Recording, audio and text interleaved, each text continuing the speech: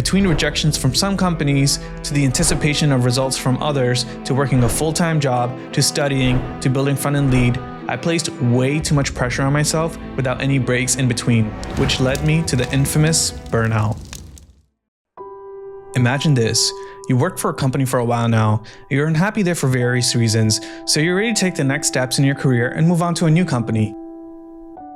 You then start applying for jobs, only to get rejected almost immediately. The market is the toughest that it's been in decades, and with all the layoffs that are happening right now, you're competing with top talent from other tech companies. You then realize that you need to spend some time prepping. So you read some articles online, watch some videos, explore resources to help you prepare. You spend months preparing, gearing up for major interviews, all while working a full-time job and trying to maintain any kind of personal life, only to fail again and again on interviews. The market is super competitive, and with all the layoffs that are going on right now, you need to perfect every single interview. At this point, not only are you burnt out with preparing and working a full-time job, but you also start to question whether you can even land a new job in the first place, or perhaps should you move into a different industry altogether? The pressure and stress begins to eat you alive. You can't focus at your work, your personal life is impacted, you might be losing hair, you gain weight, have your sleep impacted, falling deeper into depression. Congrats, you've achieved the classic case of interview burnout. If that sounds familiar to you, you are not alone. The majority of people who are interviewing are unhappy at their current job, whether that may be due to financial reasons, performance reasons, or maybe they were just laid off. Regardless, adding a layer of pressure and possible failure does not sound like a recipe for success. I've unfortunately experienced this burnout several times in my career and learned quite a few lessons along the way that I'd like to share from my past experiences. In this video, I want to walk you through my most recent burnout of 2023 and the lessons that I learned through it, and perhaps help someone else out who's going through something similar in their career. So sit back, relax, grab a beverage of your choice, smash that subscribe and like button for more videos like this, and let's get started. So it starts with a trip down memory lane. In 2023, I was working for a company for over 4 years, and I was ready for the next challenge in my career, mainly because of the uncertainty of job security at my current role, plus the volatile stock price and the rumors around layoffs. Due to the uncertainty, I started prepping for front-end interviews about 6 months prior to applying. Like most people, I paid for a LeetCode membership, only to quickly realize that it's not very applicable for front-end interview roles. Upon making the realization quickly that LeetCode isn't applicable, I started researching existing platforms that focus primarily on front-end interview prep, only to quickly realize how limited the resources are for front-end interviews. I eventually ended up aggregating a giant spreadsheet that contained the most popular front-end interview questions with their solutions by companies. I then decided that this information could be valuable for other people too, which led me to build a platform called frontendlead.com. While I was prepping for interviews, I also started a YouTube channel where I would teach other people what I was learning myself, all while working a very demanding full-time job where I worked overtime most days. After 6 months of preparing for interviews, while creating YouTube content and also building front-end lead, I was finally ready to start interviewing. Truthfully, due to personal reasons, I ended up placing a lot of pressure on myself for interviews, which indirectly caused me to also have severe sleep issues, as I found it quite challenging to turn off my brain. I also don't think working from home helped in any way with this. Moving forward to interviewing, I applied to around 70 companies and interviewed with around 50 of those. I spent about 2 to 3 months interviewing, and I managed to get interviews at almost FAANG plus company, plus smaller companies as well. The smaller companies required take-home assignments, which alone were a full-time job to manage. I didn't realize it at the time, but this is where things took a toll for the worst. Between rejections from some companies, to the anticipation of results from others, to working a full-time job, to studying, to building front-end lead, I placed way too much pressure on myself without any breaks in between, which led me to the infamous burnout. I went into a layer of depression and had severe sleep deprivation due to the immense pressure that I placed on myself. It also didn't help that the company that I worked for ended up laying off my entire team except for me and someone else. The silver lining to the story is that I ended up getting several top-of-the-band job offers at some of the best tech companies in the world. I now work at Roblox as a senior front-end engineer, and I cannot be more thankful for where I'm at. I also beat depression and anxiety with the help of family, therapy, exercise, and I'm super proud to share that. However, during this process, I did end up driving myself insane with how much pressure I ended up putting on myself. My goal for sharing this story is not to receive praise or sympathy. Instead, I want to share some lessons I learned along my journey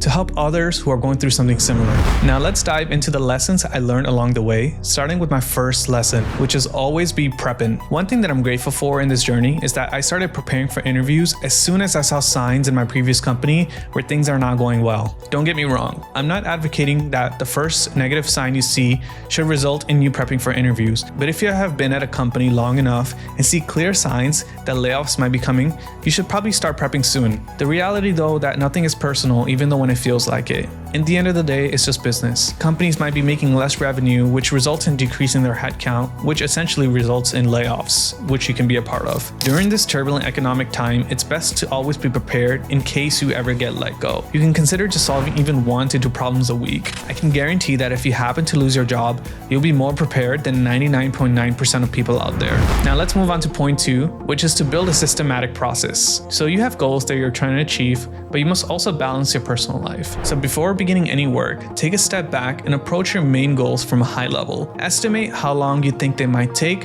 Try to clear out some of the one-time tasks first, then create a schedule for yourself. Consider this example. You have 4 goals. The first goal is you want to find your dream job. The second goal is that you want to exercise more. The third goal is you want to learn more about investing. And the fourth goal, you want to do all of this while balancing your personal life. Then you estimate how long it will take you to achieve each goal entirely. For your first goal, which is finding a dream job, it might take you a total of 6 months, where 3 months is going to be taking you to prepare and 3 months might take you to interview. As for your daily time that you can spend on this, you might be able to allocate 2 hours a day. For your second goal, if you want to exercise more, you just have to allocate around an hour a day. Your third goal, where you want to learn more about investing, it might be a one-time goal where you just need to set up something and just kind of have it running in the background and monitor it here and there. Finally, your fourth goal, where you want to balance your personal life, you must figure out a way to balance this properly. Perhaps you don't work after 6 p.m. and you take off 1 day a week. Next, you want to break your goals into manageable tasks. Begin reasoning from first principles.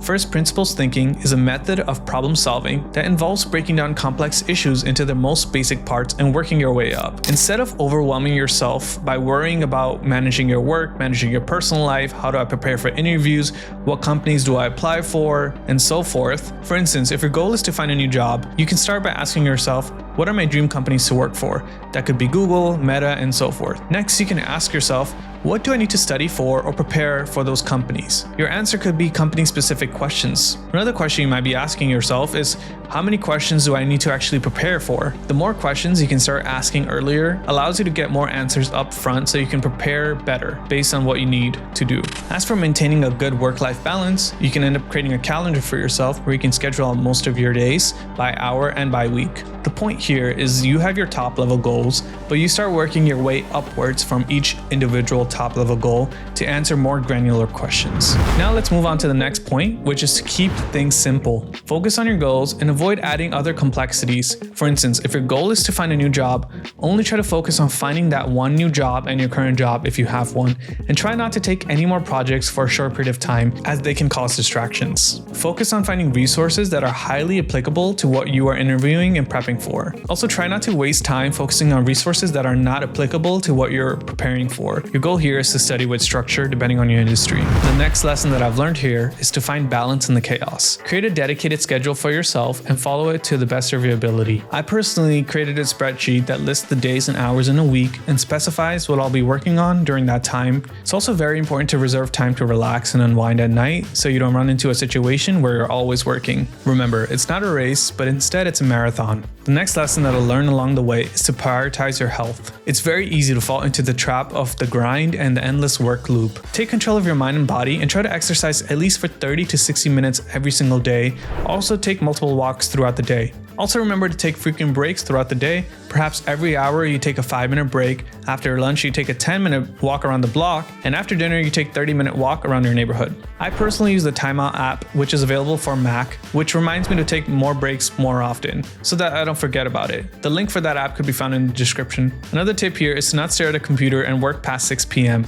Mentally check out from work after 6 p.m. and spend time with your family or pet or watch some funny shows to help you unwind. Make your sleep your priority. What has helped me were several things. First, getting at least 10 minutes of sunlight first thing in the morning when you wake up. Also, taking more frequent breaks during your work hours, lowering caffeine contents, stopping work by 6 p.m., making sure you're sleeping with some kind of white noise in a cool environment, and finally winding down for bed at night. The next lesson that I want to share is to try to find a community. Burnout is a serious issue that can lead to many other issues in your life. Make sure to get support from your family, friends, therapy, and even online communities. Personally, I found speaking to someone else who's gone through something similar gives me a lot more reassurance. I also created a free Discord you can join if you ever need advice from our community. I will leave a link to it in the description below. Just realize that you're not alone in this journey and that you have support around you to help you get better. I would love to hear from you if you ever experienced burnout in your career. And finally, the last lesson that I'd like to share is to just trust the process. Look, you took the time to watch this video till here. This shows me two things. One, you've gone through some kind of burnout yourself in the past, and two, you can be quite hard on yourself. The reality is, no matter how good you are, you will fail and it will hurt. Failure comes in various shapes and forms that might not be the most obvious. You can get rejections in interviews, you can get ghosted by recruiters, you can feel self-conscious about how you portray yourself. Regardless, you must remind yourself that failure is just part of the process and truly trust the process. I believe this so much that the wallpaper on my phone reminds me of this every time I look at it. My friends, I'll leave you with something that my mom told me when I was at my lowest. She referred to a quote from ancient Hindu scripture, Gita, chapter 2, verse 47, which says, "Perform your duty and abandon all attachment to success or failure." Or in simple terms, perform your duties and leave the rest to God. If you found this video helpful, consider pressing the like button and subscribing to my channel, which encourages me to create more helpful content like this. Again, hit me up on comments or Discord if you have any questions, and I'll see you in the next one. Peace.